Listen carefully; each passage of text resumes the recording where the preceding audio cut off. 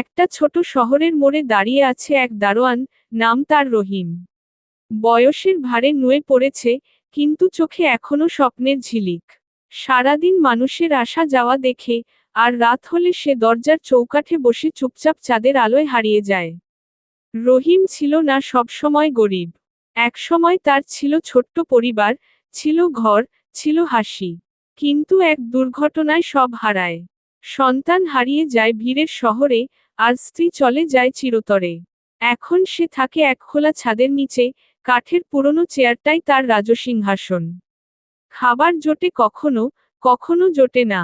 কিন্তু তবুও সে কারো কাছে হাত পাতে না। নিজের সম্মানটুকু আঁকড়ে ধরে বাঁচে। লোকজন ভাবে, এই দারোয়ান শুধু দরজা পাহারা দেয়। কিন্তু তার চোখে লেখা আছে এক জীবনের গল্প, লড়াইয়ের, হার না মানার, আর নিঃসঙ্গতার। একদিন এক ছেলে আসে, আধবয়সী, শহুরে পোশাকে। রহিমের দিকে চেয়ে থাকে খানিকক্ষণ। হঠাৎ বলে, আব্বা, চিনতে পারো? রহিমের চোখে জল আসে। বছর 20 অপেক্ষার অবসান হয় সেই মুহূর্তে।